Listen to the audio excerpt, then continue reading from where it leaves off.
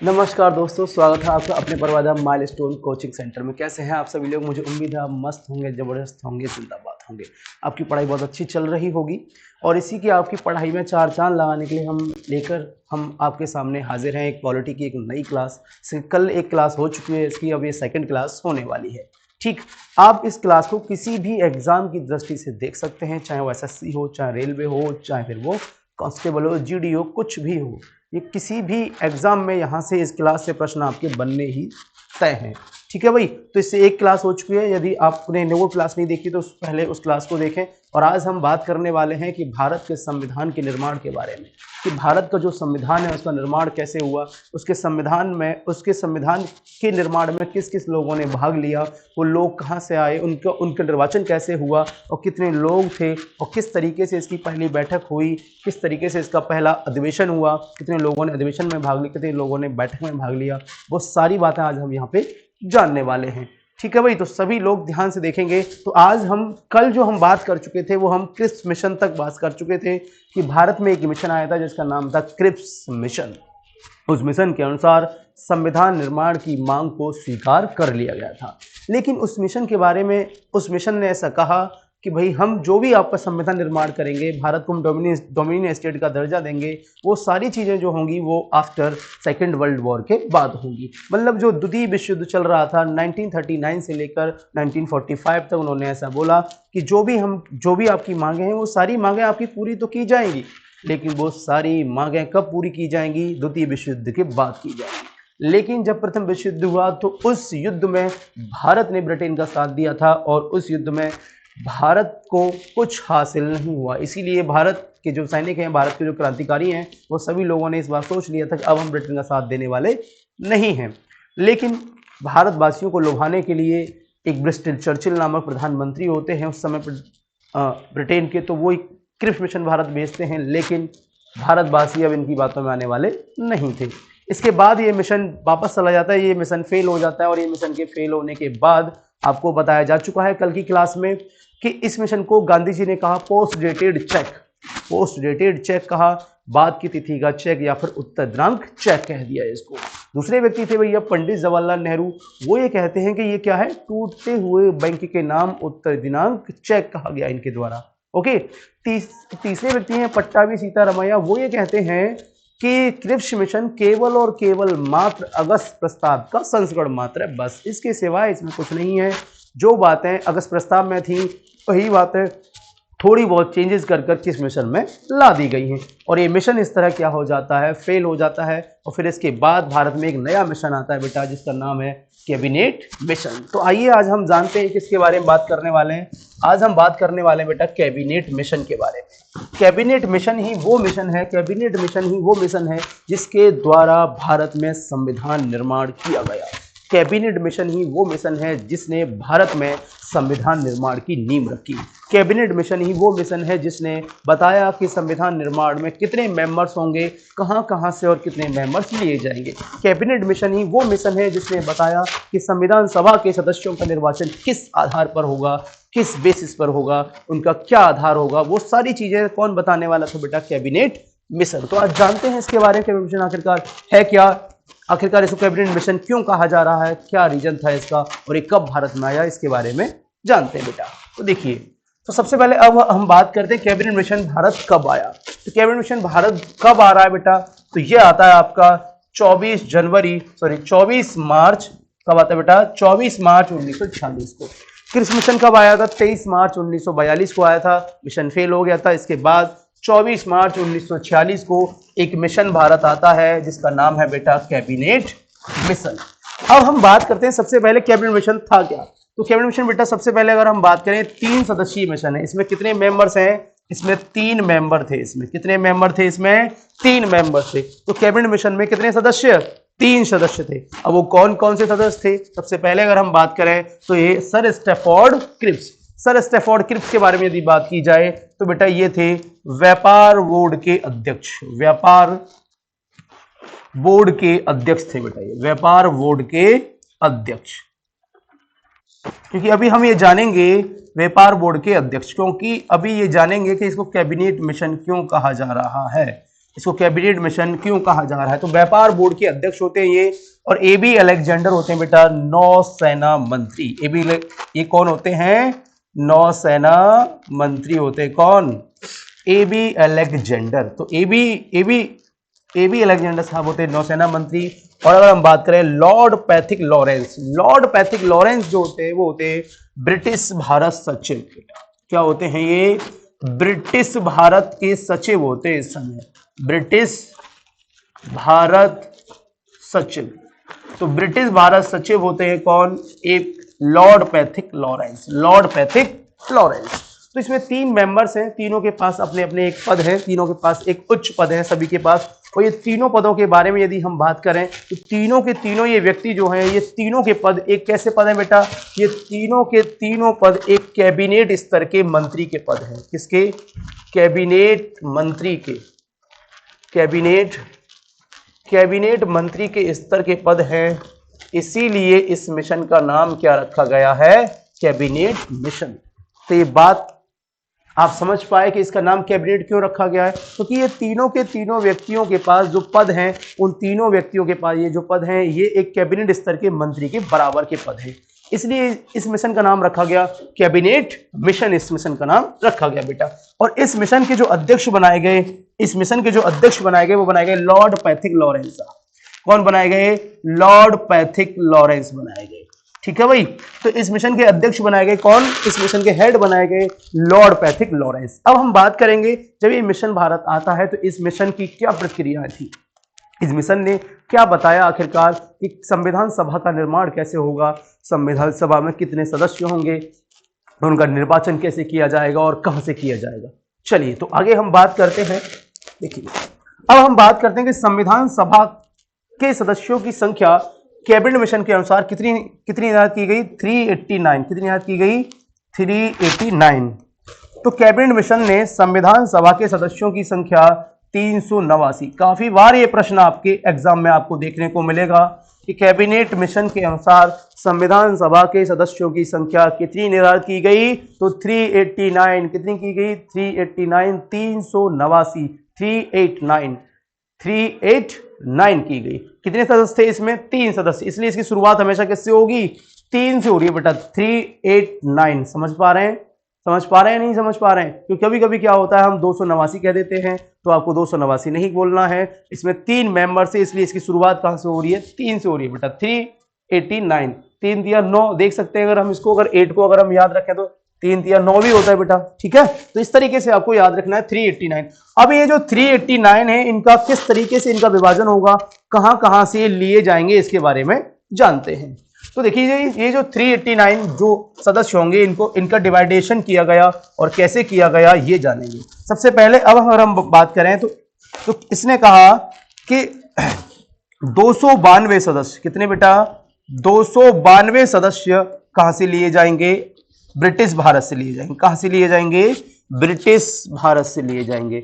292 सदस्य ब्रिटिश भारत से लिए जाएंगे। 292 सदस्य कहां से लिए जाएंगे? ब्रिटिश भारत से, ब्रिटिश इंडिया से लिए जाएंगे। और 93 सदस्य कहां से लिए जाएंगे? 93 सदस्य जो लिए जाएंगे वो लिए जाएंगे आपके देसी रियासत से। कहां से लिए जाएंगे? देशी रियासतों से लिए जाएंगे बेटा। तो 93 कहां से लिए जा रहे हैं? देसी रियासत से लिए जा रहे हैं। ठीक, क्या इस बात को समझ पाए हैं? अब बाकी बचे हमारे कितने बेटा? 4 सदस्य बच रहे हैं हमारे। कितने? 4 मेंबर्स। तो 4 मेंबर उन्होंने कहा ये कहां से लिए जाएंगे? चीफ कमिश्नरी क्षेत्र से लिए जाएंगे। कहां से लिए जाएंगे? चीफ कमिश्नरी क्षेत्रों से लिए जाएंगे। तो चीफ कमिश्नरी जो क्षेत्र हैं वो कौन से थे, इनके बारे में जानेंगे अभी बेटा।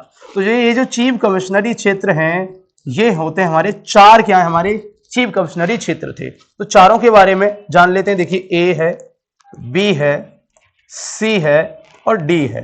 4 हमारे क्या थे बेटा? चीफ कमिश्नरी क्षेत्र होते हैं। इसमें ए, बी, सी और डी। ए से अब हम बात करेंगे, ए से क्या होगा हमारा? तो ए से है हमारा बेटा अजमेर। ए से क्या है? अजमेर। तो पहला चीफ कमिश्नरी क्षेत्र कहलाया हमारा अजमेर। दूसरा है बेटा हमारा बी से है हमारा बलूचिस्तान। बी से क्या है? बलूचिस्तान। तो बी से क्या है? बलूचिस्तान बेटा। ठीक। अब हम बात करें सी की, यदि हम बात करें तो सी से है बेटा हमारा कुर्ग। सी से हमारा क्या है? कुर्ग या फिर आज का कर्नाटक, कुर्ग बेटा। ठीक, तो क्या कहलाया? कुर्ग कहलाया। और डी से जानते ही हैं, डी से होगा दिल्ली। डी से क्या होगा? दिल्ली। भारत का दिल दिल्ली बेटा। तो भारत की राजधानी दिल्ली क्या थी? इसकी चौथी चीफ कमिश्नरी क्षेत्र होते हैं। तो क्या इस बात को समझ पाए आप? संविधान सभा के सदस्यों की संख्या कैबिनेट मिशन अनुसार कितनी निर्धारित की गई? 389 बताई। कितनी बताई गई? 389 बताई गई। अब इस 389 को डिवाइड किया गया इस तरह कि 292 लिए जाएंगे आपके ब्रिटिश भारत से, 292 कहां से लिए जाएंगे? ब्रिटिश भारत से लिए जाएंगे, और 93 आपके बेटा लिए जाएंगे देसी रियासत से, और 4 हमारे होते हैं चीफ कमिश्नरी क्षेत्र। इसमें आपका ए, बी, सी और डी। ए से अजमेर, बी से बलूचिस्तान, सी से कुर्ग और डी से दिल्ली। तो ये दोस्तों, तो इस तरीके से ये 390 सदस्यों का डिस्ट्रीब्यूशन किया गया और ये सब बताया गया कहां कहां से कितने मेंबर्स लिए जाएंगे। अब बेटा अब ये जो मेंबर्स लिए जा रहे हैं, इन मेंबर्स को चुनने का जो है बेस क्या होगा, आधार क्या होगा, इन मेंबर्स के निर्वाचन का जो आधार है वो क्या होगा, ये जानेंगे सबसे पहले। अब देखो, तो इनका ये जो निर्वाचन जो होना है उसका क्या आधार होगा, क्योंकि आप सभी जानते होंगे, शायद आपने पढ़ा होगा कि इनका जो निर्वाचन हुआ वो जुलाई 1946 में, जुलाई 1946 में संविधान सभा के सदस्यों का निर्वाचन हुआ। किसका? संविधान सभा के सदस्यों का, संविधान सभा के सदस्यों का निर्वाचन कब होता है? संविधान सभा के सदस्यों का निर्वाचन कब हो रहा है बेटा? ये हो रहा है जुलाई 1900। संविधान सभा के सदस्यों का निर्वाचन कब हो रहा है? जुलाई 1946 में होता है। कब होता है? जुलाई 1946 में होता है। अब जुलाई 1946 में जब संविधान सभा के सदस्यों का निर्वाचन होना तय हुआ तो उसको बताया, कैबिनेट मिशन ने बताया कि इनके सदस्यों का निर्वाचन किस तरीके से होगा। सबसे पहले इसका जो आधार जो रखा गया वो क्या था बेटा, ये जानेंगे। इसका जो बेस रखा गया वो क्या था कि संविधान सभा के सदस्यों का जो निर्वाचन होगा वो किस आधार पर होगा। इन्होंने बताया कि संविधान सभा के सदस्यों का निर्वाचन होगा बेटा एकल संक्रमणीय, एकल संक्रमणीय आनुपातिक, एकल संक्रमणीय आनुपातिक पद्धति, सिंगल ट्रांसफरेबल वोट सिस्टम, आनुपातिक पद्धति। तो एकल संक्रमणीय आनुपातिक पद्धति के आधार पर अप्रत्यक्ष मत प्रणाली के द्वारा किया जाएगा बेटा। कैसे? अप्रत्यक्ष। कैसे किया जाएगा? अप्रत्यक्ष। इसका मतलब यह है यहां पे कि देखिए बेटा, इसका मतलब यह है कि भारत की जो जनता है, भारत की जनता, भारत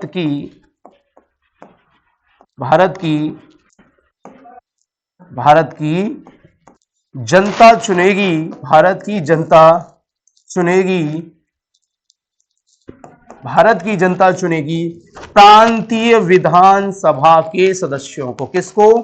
प्रांतीय विधानसभा के सदस्यों को, प्रांतीय विधानसभा के सदस्यों को। तो भारत की जनता चुनेगी प्रांतीय विधानसभा के सदस्यों को, और ये जो प्रांतीय विधानसभा के सदस्य हैं ये किसको चुनेंगे बेटा? और ये चुनेंगे संविधान सभा के सदस्यों। किसको चुनेंगे? संविधान सभा के सदस्यों को चुनेंगे। क्या ये बात आप समझ पाए हैं? भारत की जनता चुनेगी किसको? प्रांतीय विधानसभा के सदस्यों को, और ये प्रांतीय विधानसभा के सदस्य चुनेंगे संविधान सभा के सदस्यों को। तो भारत की जनता ने जो जुलाई 1946 में जब चुनाव हुए तो वहां जो है 1585 कितने मेंबर्स को बेटा, प्रांतीय विधानसभा कितने मेंबर्स थे? 1585 मेंबर्स को चुना बेटा। कितने? 1585 को। तो 1585 मेंबर चुने गए प्रांतीय विधानसभा के। कितने? 1585 मेंबर चुने गए प्रांतीय विधानसभा के, और इन 1585 में से कितने मेंबर चुने गए संविधान सभा के बेटा? 389। तो बेटा इन 1585, तो सब सिंपल सी बात, जनता ने वोट डाला किसको? प्रांतीय विधानसभा के सदस्यों को, और उन्होंने वोट डाला फिर किसको? संविधान सभा के सदस्यों को। तो 585 सदस्य ये चुनकर आए, और इसमें बताया गया कि 10 लाख की जो जनसंख्या होगी, 10 लाख की जनसंख्या पर एक सदस्य होगा बेटा। 10 लाख पर एक सदस्य, 10 लाख पर एक सदस्य होगा बेटा, ये बताया गया इसमें। तो क्या आप संविधान सभा के सदस्यों के निर्वाचन के बारे में जान चुके हैं? संविधान सभा के सदस्यों का निर्वाचन जो होगा वो किस आधार पर होगा? एकल संक्रमणीय आनुपातिक पद्धति के आधार पर अप्रत्यक्ष मत प्रणाली के द्वारा होगा। इसका अर्थात मतलब ये है कि भारत की जो जनता थी वो चुनेगी उस समय किसके बेटा? प्रांतीय विधानसभा के सदस्यों को, और प्रांतीय विधानसभा के सदस्य चुनेंगे संविधान सभा के सदस्यों को। प्रांतीय विधानसभा के सदस्यों का निर्वाचन जब हुआ तो वो हुआ, कितने मेंबर्स आए? 1585 चुनकर आते हैं, और उन 1585 ने फिर 389 को निर्वाचन कर लिया बेटा। ठीक, इसके लिए अब आगे देखेंगे बेटा। अब केवल जो है 296 सीटों के लिए क्या हो रहा है बेटा? निर्वाचन हो रहा है। कितने के लिए? 296 सीटों के लिए क्या होता है? निर्वाचन होता है। 296 सीटों के लिए क्या हो रहा है? निर्वाचन हो रहा है। बाकी के जो 93 थे उनको मनोनीत के तौर पर उनको संविधान सभा में शामिल किया। 296 सीटों पर निर्वाचन हो रहा है। अब ये 296 जो सीटों पे निर्वाचन हुआ जुलाई 1946 में है, तो अब इस 296 में से किस किस को इसमें से किस किस को क्या क्या मिला बेटा, ये देखेंगे अब हम यहाँ पे। ठीक है, देखो इधर ध्यान से। तो अब सबसे पहले अब हम इसका डिस्ट्रीब्यूशन यदि हम इसका करेंगे तो क्या होगा इसका? तो इसका डिस्ट्रीब्यूशन कैसे होगा देखिए बेटा। 296 के डिस्ट्रीब्यूशन की यदि अब हम बात करें तो इसको कैसे कर सकते हैं? सबसे पहले अब हम देखेंगे यहाँ पे 208 सीटें, 208, ये जो 208 सीटें हैं वो मिलती हैं बेटा किसको? सामान्य वर्ग को। किसको मिलती हैं? सामान्य वर्ग को मिल जाती हैं। 208 सीटें किसे मिल रही हैं? सामान्य वर्ग को मिल जाती हैं। 208 सीटें किसे मिल रही हैं? सामान्य वर्ग को मिलती हैं। और 73 सीटें इसमें से किसे मिलती हैं? मुस्लिम लीग को मिलती हैं। 73 सीटें किसे मिल रही हैं? मुस्लिम लीग को मिलती हैं बेटा। किसको मिल रही हैं? मुस्लिम लीग को मिलती हैं। तो 73 सीटें किसे मिल रही हैं? मुस्लिम लीग को मिलती हैं। और 208 सीटें किसे मिलती हैं? सामान्य वर्ग को मिल जाती हैं। अब बचे कितने हमारे बेटा? अगर हम देखेंगे यहाँ पे तो बच रहे हैं अब यहाँ पे 15। ये 15 सीटें मिलती हैं किसको? अन्य को मिल जाती हैं। 15 सीटें किसे मिलती हैं? अन्य को मिल जाती हैं। ये 15 सीटें अन्य को मिलती हैं। और इन 15 में यदि हम बात करें बेटा तो इन 15 की यदि बात की जाए तो 8 इसमें होते हैं बेटा निर्दलीय। 8 क्या होते हैं इसमें? 8 होते हैं इसमें निर्दलीय। और 7 इसमें इस समय छोटी मोटी जो पार्टियां थी वो इसमें शामिल होती है बेटा। भारतीय कम्युनिस्ट पार्टी, भारतीय जो अनुसूचित फेड कास्ट फेडरेशन वाली पार्टियां, तो 7 इसमें क्या होती हैं? छोटी छोटी जो पार्टी होती हैं उनके बेटा एक एक सदस्य होते हैं। ठीक है, तो ये 15 मेंबर्स होते हैं अन्य में। इसमें 8 निर्दलीय खड़े होते हैं, वो जीतते हैं। और 7 इसमें क्या होते हैं? छोटी मोटी कुछ पार्टियां होती हैं। तो 296 सीटों के लिए जुलाई 1946 में क्या होता है? चुनाव हो रहा है। और इन 296 सीटों में से जुलाई 1946 में जब चुनाव हुआ तो उसमें से 208 सीटें सामान्य वर्ग को मिल गईं, और 73 सीटें किसको मिल गईं? मुस्लिम लीग को मिल गईं। और 15 सीटें बेटा किसे? अन्य को मिल जाती हैं। और अन्य में 8 जो थे वो निर्दलीय थे, और 7 क्या थे? छोटी मोटी पार्टियों वाले सदस्य थे वही।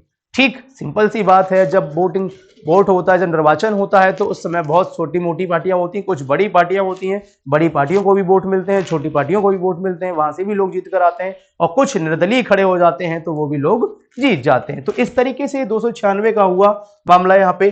अब देखिए बेटा, संविधान सभा के सदस्यों को चुन लिया गया। अब सदस्य तो चुन लिए हमने, अब क्या होनी थी? इसकी बैठक होनी थी। मेंबर चुन लिए, मीटिंग होगी, बैठक होगी। आखिर मेंबर चुने हैं तो कोई काम तो करेंगे। अब काम करेंगे तो कैसे करेंगे? जब वो एक जगह बैठेंगे, एक मीटिंग करेंगे, एक सिटिंग करेंगे, तब जाकर वो उस बात पर संविधान सभा की किस तरीके से इसका निर्माण होगा, इस पर चर्चा होगी, इस पर बहस होगी। तो इसकी बहस के लिए अब अगर हम बात करें कब हो रहा है ये बेटा सब कुछ, तो ये जानेंगे। देखिए ध्यान से इधर। तो अब जुलाई 1946 में जैसे ही चुनाव होते हैं, चुनाव होने के बाद ये मेंबर्स, सभी आपके मेंबर्स चुन लिए जाते हैं। तो फिर इसके बाद बेटा दिसंबर 1946 में, कब? दिसंबर 1946 में संविधान सभा की क्या होती है? बैठक होती है। तो देखिए बेटा, फर्स्ट बैठक अगर हम बात करें किसकी, फर्स्ट जो बैठक हो रही है वो होती है आपकी 9 दिसंबर 1946 को। संविधान सभा की पहली बैठक 9 दिसंबर 1946 को हुई। सभा की पहली बैठक 9 दिसंबर 1946 को हुई। इसमें कुल 207 सदस्यों ने, इसमें कुल 207 सदस्यों ने भाग लिया बेटा। कितने सदस्यों ने भाग लिया? इसमें कुल 207 सदस्यों ने भाग लिया। इसमें कुल कितने सदस्यों ने? 207 सदस्यों ने भाग लिया। और इसमें किस किस ने भाग नहीं लिया ये भी जाना चाहता है। देखो सबसे पहले तो ये 207 मेंबर्स इसमें भाग ले रहे हैं और इसमें 9 महिलाएं होती हैं बेटा। इसमें कितनी? 9 इसमें क्या है? महिलाएं होती हैं हमारी इन 207 में। क्योंकि मुस्लिम लीग जो है इसका बहिष्कार कर रही थी। मुस्लिम लीग हमेशा चाहती थी कि अलग से क्या बन जाए, पाकिस्तान बन जाए। पाकिस्तान की डिमांड हो चुकी थी, पाकिस्तान की मांग हो चुकी थी। चौधरी रहमत अली के द्वारा पाकिस्तान नाम दिया जा चुका था। मोहम्मद इकबाल ने पाकिस्तान एक मुस्लिम राष्ट्र की मांग कर रखी थी और मोहम्मद अली जिन्ना ने पाकिस्तान नाम का एक प्रस्ताव भी पारित कर लिया था। तो जो मुस्लिम लोग थे, वो जो मुस्लिम लीग थी वो अड़ी हुई थी किस पर? पाकिस्तान पर। लेकिन पाकिस्तान के बारे में कुछ चर्चाएं ज़्यादा हो नहीं पा रही थी। इसी वजह से मुस्लिम लीग ने पहली बैठक का क्या किया? बहिष्कार किया बेटा। क्या किया? बहिष्कार किया। ठीक, तो 207 मेंबर्स इसमें भाग लेते हैं। इसमें 9 महिलाएं होती हैं। अब इसके अस्थायी अध्यक्ष बनाए जाएंगे बेटा। क्या बनाए जाएंगे? अस्थायी अध्यक्ष। क्योंकि जब भी कोई मीटिंग होगी, कोई बैठक होगी, तो देखिए उसका एक अध्यक्ष तो होता ही है। तो अस्थायी अध्यक्ष बनाए गए। कौन बनाए गए? आप सभी जानते होंगे इस बारे में। तो जो अस्थायी अध्यक्ष जो बनाए गए बेटा, वो कौन बनाए गए? डॉक्टर सच्चिदानंद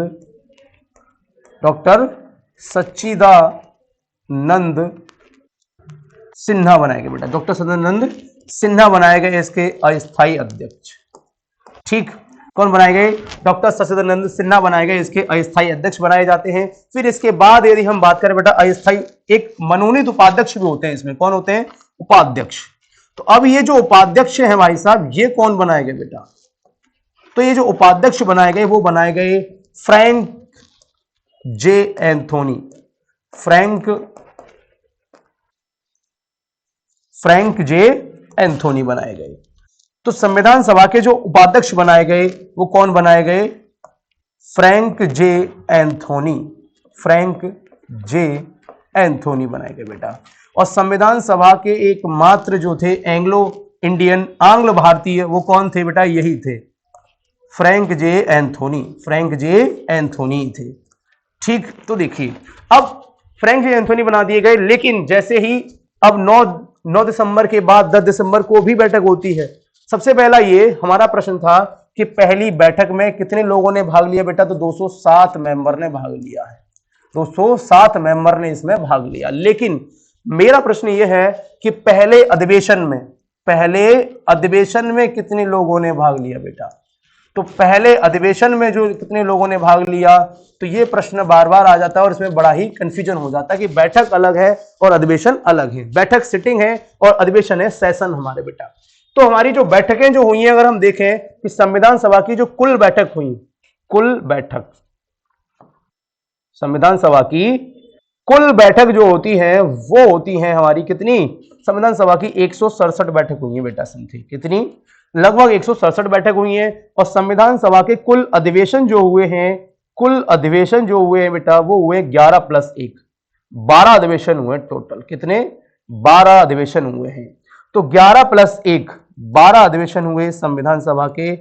अब हम बात करेंगे कि इस पहली बैठक में जो भाग लिया वो 207 सदस्यों ने भाग लिया, 207 मेंबर ने भाग लिया है। लेकिन अगर हम बात करें पहले अधिवेशन में, फर्स्ट अधिवेशन की यदि हम बात करेंगे, इसमें कितने लोगों ने भाग लिया? तो ये 211 सदस्यों ने भाग लिया। इसमें कितने सदस्य? 211 सदस्यों ने। अब याद रखना है आपको कि उसने क्या पूछा है हमसे। अगर वो पूछता है कि पहली बैठक में कितने लोगों ने भाग लिया, तो 207 मेंबर ने भाग लिया। यदि ये पूछे कि पहले अधिवेशन में कितने लोगों ने भाग लिया, तो फिर कितने लोगों ने? 211 ने भाग लिया। पहले अधिवेशन में ही 11 बैठकें हो चुकी हैं बेटा। पहला जो अधिवेशन जो चला वो 9 दिसंबर से लेकर 23 दिसंबर तक रहता है। 9 दिसंबर से लेकर 23 दिसंबर 1946 तक रहता है। तो 9 दिसंबर से लेकर 23 दिसंबर 1946 तक ही कितनी बैठकें हो जाती हैं? 11 बैठकें तो यही हो जाती हैं बेटा। 11 बैठकें तो इसी में हो जाती हैं। तो बैठकें अब याद रखना है आपको 167 हुई हैं। और अधिवेशन जो हुए हैं हमारे वो कितने हुए हैं? 11 + 1 12 अधिवेशन हुए हैं टोटल। ठीक है भाई, चलिए, अब पहली बैठक में किसने भाग नहीं लिया बेटा? मुस्लिम लीग ने भाग नहीं लिया। और यहीं पर एक चीज और जान लेते हैं, तो इसमें संविधान सभा में भाग ना लेने वाले, अगर सबसे पहले तो हमने ये जाना कि इसमें किसने भाग नहीं लिया? मुस्लिम लीग ने भाग नहीं लिया। मुस्लिम लीग ने इसमें भाग नहीं लिया। मुस्लिम लीग ने साफ मना कर दिया कि हम इसमें भाग लेना नहीं चाहते हैं। दूसरी चीज बेटा, तो अब ये लोग, इन लोगों ने इसमें पार्टिसिपेट नहीं किया, लेकिन अब इसके अलावा कुछ मेंबर्स के नाम भी यहीं पर हम नोट कर लेते हैं, पूछ लिए जाते हैं ऐसे कौन कौन से मेंबर थे जिन लोगों ने संविधान सभा में भाग नहीं लिया। तो जैसे कि आप सभी जानते हैं, एक व्यक्ति हैं, बड़े ही चर्चित व्यक्ति हैं, गांधी जी। बेटा कौन है? गांधी जी। तो गांधी जी ने भी संविधान सभा में हिस्सा नहीं लिया था। गांधी जी संविधान सभा के सदस्य नहीं थे। गांधी जी संविधान सभा के ये जो 389 मेंबर थे इसके सदस्य नहीं थे। गांधी जी नहीं थे बेटा। दूसरे व्यक्ति हैं मोहम्मद अली जिन्ना। तो ये जो जिन्ना है ये भी संविधान सभा के सदस्य नहीं बने, ये भी नहीं बने। तीसरे व्यक्ति हैं बेटा, तीसरे व्यक्ति हैं आपके जेपी नारायण। जेपी नारायण, तो जेपी नारायण जो है ये भी संविधान सभा के सदस्य नहीं बने। जयप्रकाश नारायण कहते हैं बेटा इनका पूरा नाम, ठीक है। तो जयप्रकाश नारायण या जेपी नारायण जो है ये भी संविधान सभा के सदस्य नहीं बने थे। तो ये आपको याद रखना है कि संविधान सभा के सदस्य कौन कौन नहीं बने। तो कौन बने बेटा? वो कौन कौन नहीं बने? गांधी जी नहीं बने हैं, मोहम्मद अली जिन्ना नहीं बने हैं और जेपी नारायण नहीं बने हैं संविधान सभा के सदस्य। और पहली बैठक में मुस्लिम लीग ने भाग नहीं लिया था। तो ये तीनों के तीनों संविधान सभा के कभी सदस्य रहे नहीं। पहली मीटिंग होती है, पहली बैठक होती है। पहली बैठक में 207 मेंबर भाग लेते हैं, जिसमें 9 महिलाएं होती हैं। इसके अस्थायी अध्यक्ष बनाए जाते हैं डॉक्टर सत्येंद्र सिन्हा बनाए जाते हैं और अस्थायी उपाध्यक्ष बनाए जाते हैं फ्रैंक जे एंथोनी। फिर इसके बाद बेटा 10 दिसंबर को भी मीटिंग होती है। फिर वहां पर यह तय होता है कि अब संविधान सभा का स्थायी अध्यक्ष किसको बनाया जाएगा, और एकदम निर्विरोध जो चुनते हैं 11 दिसंबर को संविधान सभा के स्थायी अध्यक्ष बनते हैं, जिनका नाम है डॉक्टर राजेंद्र प्रसाद। ठीक है भाई, तो ये जानकारी कैसी लग रही है आपको? सभी बताएंगे, थम्स अप कर देंगे, बहुत अच्छा है अगर आपको समझ में आ रहा है तो भाई। ठीक है भाई, चलिए आगे हम देखेंगे। तो 11, अब हम बात करते हैं किसके बारे में बेटा? 11 दिसंबर के बारे में। तो 11 दिसंबर 1946 को, 11 दिसंबर 1946 को संविधान सभा की तीसरी बैठक होती है, दूसरी नहीं है, ये याद रखना। तो 11 दिसंबर 1946 को जब ये बैठक होती है बेटा, तो इसमें जो अध्यक्ष चुने जाते हैं वो चुने जाते हैं कौन? डॉक्टर राजेंद्र प्रसाद। डॉक्टर राजेंद्र प्रसाद ये चुन लिए जाते हैं बेटा। तो डॉक्टर राजेंद्र प्रसाद संविधान सभा के अध्यक्ष बनेंगे और ये क्या बन गए बेटा? ये बन गए स्थायी अध्यक्ष। और ये परमानेंट जब तक संविधान सभा की अंतिम बैठक होगी 24 जनवरी 1950 को। संविधान सभा की अंतिम बैठक कब हुई? 24 जनवरी 1950 को हुई। तो 24 जनवरी 1950 तक संविधान सभा के स्थायी अध्यक्ष बने रहेंगे डॉक्टर राजेंद्र प्रसाद। ठीक, चलिए। और यही वो व्यक्ति हैं जो भारत देश के पहले राष्ट्रपति बने थे। भारत देश के पहले राष्ट्रपति कौन थे? डॉक्टर राजेंद्र प्रसाद थे। यही पूछा जाता है कि ये कहां से संबंध रखते थे बेटा? ये बार बार ये प्रश्न आया है कि ये किस से थे? तो ये बेटा बिहार से। कहां से? बिहार राज्य से संबंध रखते थे। कहां से रख रहे हैं? बिहार से। ठीक है भाई। तो डॉक्टर राजेंद्र प्रसाद संविधान सभा के पहले अध्यक्ष बनाए गए। डॉक्टर राजेंद्र प्रसाद भारत देश के पहले राष्ट्रपति बनाए गए और ये कहां से संबंध रखते हैं? ये बिहार से संबंध रखते हैं। अब अध्यक्ष बना दिए गए, अब इसके उपाध्यक्ष नहीं बनाए जाएंगे क्या बेटा? तो उपाध्यक्ष जो बनाए गए संविधान सभा के स्थायी, वो कौन थे? उपाध्यक्ष। तो जो उपाध्यक्ष बनाए गए, 2 इसके उपाध्यक्ष होते हैं बेटा। 2 इसके क्या होते हैं? उपाध्यक्ष। नंबर 1 अगर हम बात करें एच.सी. मुखर्जी। एस.सी. मुखर्जी, एस.सी. मुखर्जी होते हैं बेटा। तो संविधान सभा के उपाध्यक्ष कौन होते हैं? एस.सी. मुखर्जी। और दूसरे होते हैं हमारे बेटा वी.टी. कृष्णामाचारी। वी.टी. कृष्णामाचारी। तो ये 2 संविधान सभा के कौन है? उपाध्यक्ष हैं। नंबर 1 अगर हम बात करें वी.टी. कृष्णामाचारी और नंबर 2 बेटा एस.सी. मुखर्जी। और स्थायी अध्यक्ष कौन होते हैं? डॉक्टर राजेंद्र प्रसाद होते हैं। अब मीटिंग चलती है, मीटिंग बैठकें चलती रहेंगी। पहले मैंने बताया भी आपको कि पहले अधिवेशन में 11 बैठकें होती हैं, फिर इसमें चर्चा होती है किस तरीके से संविधान का निर्माण किया जाए, और इसके लिए बेटा ये प्रारूप समिति का गठन किया जाएगा जो संविधान निर्माण में अपनी सबसे अहम भूमिका निभाएगी। 29 अगस्त 1947 को इसका निर्माण किया जाएगा। बात करेंगे इसके बारे में आगे। अब अगर हम बात करेंगे ये सारी चीजें, जैसे इसके अध्यक्ष बना दिए गए, फिर इसके उपाध्यक्ष बना दिए गए। अब इसके बाद क्या हो रहा है बेटा कि 13 दिसंबर को एक बैठक होती है, 13 दिसंबर 1946 को, 13 दिसंबर 1946 को एक बैठक होती है, और इसके अध्यक्ष भी कौन रहेंगे? डॉक्टर राजेंद्र प्रसाद होंगे। लेकिन इसको हम क्यों पढ़ रहे हैं? इस बैठक में ऐसा क्या खास हुआ? इस बैठक में पंडित जवाहरलाल नेहरू ने, बेटा पीटी नेहरू साहब ने, इस बैठक में पंडित जवाहरलाल नेहरू ने संविधान सभा के समक्ष उद्देश्य का प्रस्ताव पेश किया। क्या किया? उद्देश्य का, कि भैया जब हम संविधान बना रहे हैं, ये जो इस संविधान का निर्माण कर रहे हैं, एक विधि का निर्माण कर रहे हैं, इस विधि का, इस संविधान का क्या उद्देश्य होगा ये तो पता होना चाहिए हमको भाई। जो भी हम कोई काम करेंगे उसका कोई ना कोई एक उद्देश्य होता है, नहीं होता है? तो बिना उद्देश्य के हम कोई काम कैसे कर सकते हैं? तो नेहरू जी ने क्या किया? उद्देश्य का प्रस्ताव पेश किया बेटा, उद्देश्य का प्रस्ताव पेश किया। ठीक, उद्देश्य का प्रस्ताव पेश कर दिया किसने? नेहरू जी ने। और ये क्या थी? संविधान की उद्देश्य का थी कि जो भारतीय संविधान है उसका उद्देश्य क्या? इसका उद्देश्य था कि भारत में आर्थिक, सामाजिक और राजनीतिक न्याय दिलाया जाएगा, भारत में प्रत्येक व्यक्ति को अवसर की समानता दी जाएगी, भारत के प्रत्येक व्यक्ति को मतलब उसकी जो गरिमा है उसका ध्यान रखा जाएगा, भारत का जो मतलब जो भी व्यक्ति है सबको एक समान, हमें सबरे जो अधिकार होंगे, न्याय होंगे, वो सारी चीजें उनको देनी होंगी। ये संविधान का क्या रहेगा? उद्देश्य रहेगा। ठीक, और इस तरह से धीरे धीरे अब बैठकें चलती रहती हैं। अब संविधान सभा की बेटा अंतिम बैठक होती है, कब होती है? ये होती है 24 जनवरी, अंतिम बैठक। संविधान सभा की अंतिम बैठक 24 जनवरी 1950 को हुई। 24 जनवरी 1950 को हुई। ठीक है भाई, तो 24 जनवरी 1950 को संविधान सभा की अंतिम बैठक होती है। और 24 जनवरी 1950 को जब संविधान सभा की अंतिम बैठक हुई तो भारत के पहले राष्ट्रपति चुने गए डॉक्टर राजेंद्र प्रसाद। तो भारत के पहले राष्ट्रपति बने डॉक्टर राजेंद्र प्रसाद बनते हैं। ठीक है भाई, कौन बनते हैं भाई? डॉक्टर राजेंद्र प्रसाद बन जाते हैं भारत के पहले राष्ट्रपति। अब हम बात करेंगे कि जब इसकी अंतिम बैठक हो ही गई बेटा, लेकिन इससे पहले अगर हम बात करें संविधान को बनने में, देखिए 2 वर्ष 11 माह 18 दिन का समय लगता है। लेकिन पाकिस्तान की मांग की जा रही है, बराबर पाकिस्तान की मांग चल रही है। तो उससे पहले अब हम बात कर लेते हैं, एक प्रश्न बहुत बनता है बेटा हमारे यहाँ पे कि जो प्रत्यक्ष कार्यवाही दिवस है वो कब मनाया गया और किसके द्वारा मनाया गया? तो देखिए ये दिन होता है 16 अगस्त 1946 का, 16 अगस्त 1946 का। 16 अगस्त 1946 को मुस्लिम लीग द्वारा, किसके द्वारा बेटा? मुस्लिम लीग के द्वारा प्रत्यक्ष कार्यवाही दिवस क्या मनाया गया? प्रत्यक्ष कार्यवाही दिवस मनाया गया। प्रत्यक्ष कार्यवाही दिवस मनाया गया 16 दिसंबर 1946 को प्रत्यक्ष कार्यवाही दिवस मनाया गया। किसके द्वारा ये मनाया गया? ये प्रश्न बार बार पूछा गया है। तो ये किसने मनाया बेटा? मुस्लिम लीग के द्वारा मनाया गया था। किसके द्वारा? मुस्लिम लीग के द्वारा।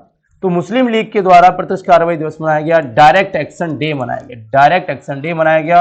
और इस डायरेक्ट एक्शन डे की वजह से भारत में भीषण हिंदू मुस्लिम जैसे दंगे फसाद हुए और भारत के अंदर एक आक्रामक स्थिति पैदा हो गई, सांप्रदायिक मामला पैदा हो गया। और इसके निपटारे के लिए भारत में एक नया वायसराय आता है, इसका नाम है Lord Mountbatten. Lord Mountbatten Bharat का वायसराय बनकर आता है, क्योंकि भाई जब प्रत्यक्ष कार्रवाई दिवस मनाया जा रहा है, डायरेक्ट एक्शन डे मनाया जा रहा है, भारत में मारकाट शुरू हो चुकी है। अभी अभी हम कल परसों ही आजाद हुए हैं, मतलब अब आजाद होने वाले थे, अभी तो आजाद भी नहीं हुए थे। देखिए तो 1946 चल रहा है, तो भाई अब अंग्रेज जा रहे हैं और हम आपस में खुद ही लड़ रहे हैं।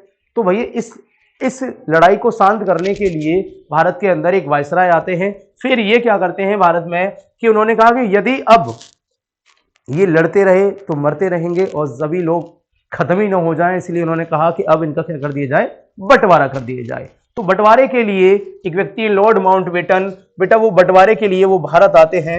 लेकिन देखिए सबसे पहले एक चीज समझ लीजिए कि प्रत्यक्ष दिवस ये मनाया क्यों जा रहा है आखिरकार। सबसे पहले अब अगर हम बात करें कि मुस्लिम राष्ट्र की मांग हो रही है बेटा, क्या हो रही है? मुस्लिम राष्ट्र की मांग, तभी तो ये सब कुछ हो रहा है। तो मुस्लिम राष्ट्र की मांग की गई। तो सबसे पहले मुस्लिम राष्ट्र की मांग, जो मुस्लिम देश की जो मांग की जा रही है वो कब की जा रही है? वो 1930-31 में 1930-31 में एक व्यक्ति हैं जिनका नाम बेटा मोहम्मद इकबाल। तो 1930-31 में मोहम्मद इकबाल के द्वारा 1930-31 में मोहम्मद इकबाल के द्वारा क्या की गई? सबसे पहले भारत में मुस्लिम राष्ट्र की मांग की गई मोहम्मद इकबाल के द्वारा बेटा, ठीक। तो मोहम्मद इकबाल ने सबसे पहले मुस्लिम राष्ट्र की मांग की और इस मुस्लिम राष्ट्र को जो नाम दिया गया वो दिया गया पाकिस्तान। क्या नाम दिया गया बेटा? पाकिस्तान नाम दिया गया। क्या दिया गया इसको नाम? पाकिस्तान। अब इसको नाम पाकिस्तान ये जो दिया वो किसने दिया? पाकिस्तान नाम मुस्लिम राष्ट्र को किसने दिया, ये भी पूछा जाता है। तो ये बात है बेटा 1934 की, 1934 या 33 से 34 की बात करेंगे हम। तो 93 से 34 में एक व्यक्ति है चौधरी रहमत अली। चौधरी रहमत अली, चौधरी रहमत अली कैम्ब्रिज विश्वविद्यालय का एक छात्र होता है और उसने इस मुस्लिम राष्ट्र को नाम दिया पाकिस्तान। चौधरी रहमत अली। तो बार बार ये पुलिस के एग्जाम में भी ये प्रश्न पूछा गया है कि पाकिस्तान शब्द के जनक किसे कहा जाता है? तो चौधरी रहमत अली को। किसे कहते हैं? चौधरी रहमत अली को कहा जाता है। पाकिस्तान शब्द का जनक किसे कहा जाता है बेटा? चौधरी रहमत अली को कहा जाता है। और ये चौधरी रहमत अली पूछा जाता है कि ये कहाँ का छात्र था? तो ये कैम्ब्रिज विश्वविद्यालय, कैम्ब्रिज विश्वविद्यालय, कैम्ब्रिज विश्वविद्यालय ये कहाँ पे बेटा? ये है लंदन में। तो ये कैम्ब्रिज विश्वविद्यालय का एक छात्र होता है चौधरी रहमत अली, ठीक है। तो चौधरी रहमत अली क्या है? कैम्ब्रिज विश्वविद्यालय का एक छात्र है और इस छात्र के द्वारा क्या किया जाता है? पाकिस्तान नाम दिया जाता है एक मुस्लिम राष्ट्र को। पाकिस्तान का मतलब यहाँ पे ये था बेटा कि उन्होंने कहा कि पी से क्या होगा? पी से पंजाब, पी से पंजाब, ए से अफगानिस्तान, ए से क्या होगा? अफगानिस्तान होगा बेटा, ए से अफगानिस्तान, पी से पंजाब, ए से अफगानिस्तान। और अगर हम बात करें के से कश्मीर, के से कश्मीर, आई साइलेंट। और एस से क्या बोला गया? यहाँ पे एस से बोला गया बेटा सिंध प्रांत। क्या बोला गया? सिंध प्रांत, सिंध प्रांत। और तान से बताया गया बेटा पश्चिमी बलूचिस्तान। क्या बोला गया? बलूचिस्तान। तो आज इन सबको मिलाकर बनेगा पाकिस्तान। तो पाकिस्तान शब्द के जो जनक हैं वो कौन हैं? वो है चौधरी रहमत अली। कब गढ़ा इन्होंने ये शब्द? 1933-34 में ये शब्द गढ़ा। तो ये कौन है? ये कैम्ब्रिज विश्वविद्यालय का एक छात्र है। सबसे पहले मुस्लिम राष्ट्र की मांग कौन कर रहा है? लेकिन मोहम्मद इकबाल करते हैं और उसको नाम दिया पाकिस्तान। और पाकिस्तान का मतलब ये सब कुछ इसके बेटा इस लेटर का ये मतलब आप समझ सकते हैं। पी से पंजाब, ए से अफगानिस्तान, के से कश्मीर, एस से सिंध प्रांत और तान से बलूचिस्तान। इन सबको मिलाकर बनेगा पाकिस्तान। तो इस तरीके से पाकिस्तान की जो मांग हो रही है, इस तरीके से जो इस्लाम आपके जो मुस्लिम लीग है वो पाकिस्तान की मांग कर रही है, लेकिन लगातार इसकी मांग को ठुकराया जा रहा है। तो इस वजह से इसने 16 अगस्त 1946 को प्रत्यक्ष कार्यवाही दिवस मनाया बेटा, डायरेक्ट एक्शन डे मना दिया इसने, प्रत्यक्ष कार्यवाही दिवस मनाया। और इस प्रत्यक्ष कार्यवाही दिवस की वजह से भारत में भीषण दंगे हुए और इसकी वजह से एक सांप्रदायिक माहौल पैदा हो गया और भारत पाकिस्तान के बीच एक ऐसा बीज बो गया जो आज भी हम एक दूसरे के एक तरीके से अगर हम देखें, आप सभी जानते ही हैं क्या है क्या नहीं है, एक दूसरे से क्या हमें द्वेष भावनाएं थोड़ी बहुत रहती भी हैं भाई। ठीक है भाई, चलिए देखिए अब ये सारी चीजें हो रही हैं यहीं पर। लेकिन अब जब ये चीजें हो गई, जब ये प्रत्यक्ष कार्यवाही दिवस मना दिया गया, तो इसके लिए मैंने आपको बताया कि भारत के अंदर एक वायसराय आता है, इसका नाम है लॉर्ड माउंटबेटन। तो लॉर्ड माउंटबेटन बेटा इस लड़ाई झगड़े को खत्म करने के लिए एक योजना पेश करता है जिसका नाम है भारत विभाजन योजना। भारत विभाजन योजना। तो लॉर्ड माउंटबेटन के द्वारा भारत विभाजन योजना पेश की जाती है, एक इंडिया डिवाइडेड प्लान। भारत विभाजन योजना पेश की गई। ये कब पेश की गई बेटा? ये पेश की गई 3 जून 1947 को। तो 3 जून 1947 को भारत विभाजन योजना पेश की गई। किसके द्वारा पेश की गई? तो ये जो पेश करता है इसके जो पेश करता है वो कौन है बेटा? इसके पेश करता है लॉर्ड माउंटबेटन। कौन होते हैं? माउंटबेटन। तो माउंटबेटन ने भारत विभाजन योजना पेश की, जिसके आधार पर भारत का विभाजन किया गया और दो राष्ट्र बनाए गए, एक हिंदुस्तान और एक पाकिस्तान। तो माउंटबेटन ने 1947 को भारत विभाजन योजना पेश की, जिसे इंडिया डिवाइडेड प्लान के नाम से जाना जाता है। और हम इसे ये पेश कौन कर रहा है बेटा? ये पेश कर रहे हैं लॉर्ड माउंटबेटन साहब। कौन कर रहे हैं? लॉर्ड माउंटबेटन करता है। और इसीलिए इस योजना को क्या कहते हैं? माउंटबेटन योजना भी कहा जाता है। इसको माउंटबेटन योजना भी कहा जाता है इसको। ये कब पेश होती है? ये जून में पेश हो रही है। ये कब पेश हो रही है बेटा? जून में। इसलिए इसे हम क्या कहते हैं? इसलिए इसे हम जून योजना भी कहा जाता है। इसको इसे जून योजना भी कहा जाता है। तो 3 जून 1947 को भारत के वायसराय लॉर्ड माउंटबेटन के द्वारा जून योजना पेश की जाती है। भारत विभाजन योजना पेश की जाती है, माउंटबेटन योजना पेश की जाती है, जिसके आधार पर दो राष्ट्र बनाए गए, एक हिंदुस्तान और एक पाकिस्तान बनाया गया।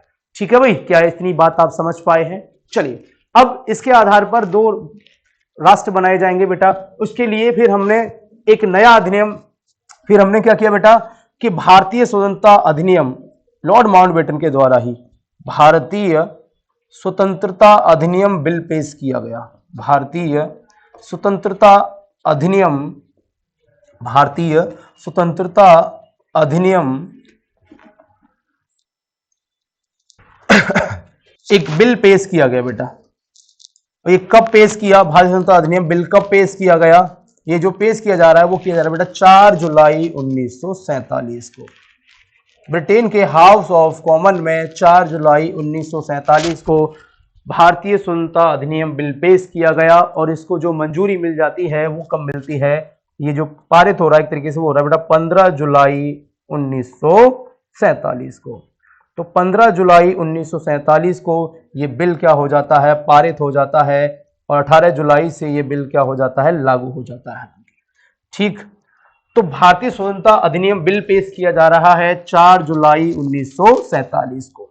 इसको मंजूरी है, जिसको ये पारित कब हो जाता है? वो हो जाता है 15 जुलाई 1947 को। इसके आधार पर 14 अगस्त को पाकिस्तान ने अपना एक आज़ादी दिवस मनाया और 15 अगस्त को इंडिया ने अपना, भारत ने अपना क्या मनाया बेटा? स्वतंत्रता दिवस मनाया था। तो इस तरीके से भारत के अंदर हम देखेंगे कि एक संविधान का निर्माण हो रहा है और विभिन्न चीज़ें यहाँ पर हो रही हैं। और भारत एक आने वाले अपने भविष्य के लिए अपने कल का निर्माण कर रहा है कि किस तरीके से भारत के सभी नागरिकों को किस तरीके से उनके अधिकार दिए जाएंगे, किस तरीके से उनके जो उनको न्याय है, किस तरीके से उनको न्याय दिया जाए। और इसके लिए संविधान सभा का निर्माण हो रहा है, संविधान बनाया जा रहा है। ठीक है भाई, तो ये सारी चीज़ें यहाँ तक होती हैं। बाकी अगर हम बाकी इसके बारे में बात करेंगे, संविधान के बारे में अभी और हम चर्चाएं करेंगे। कल इसके बारे में अभी हम और चर्चाएं करेंगे कि संविधान सभा में क्या हुआ और कितने मेंबर्स कहाँ से क्या थे, इसमें कितनी महिलाएं थी। तो 15 महिलाएं होती हैं और एक मात्र दलित महिला कौन थी इसमें, और एक मात्र मुस्लिम महिला कौन थी, ये वाली बात करेंगे इसमें। और एक मात्र पारसी जो व्यक्ति थे वो कौन थे, साम्यवादी नेता थे वो कौन थे। ये सारी बातें अभी हम कल करने वाले हैं अभी इसमें। ठीक है भाई, तो मिलते हैं फिर कल नेक्स्ट क्लास में। ठीक है, जब तक के लिए आप पढ़ते रहिए, मस्त रहिए। ओके, चलिए।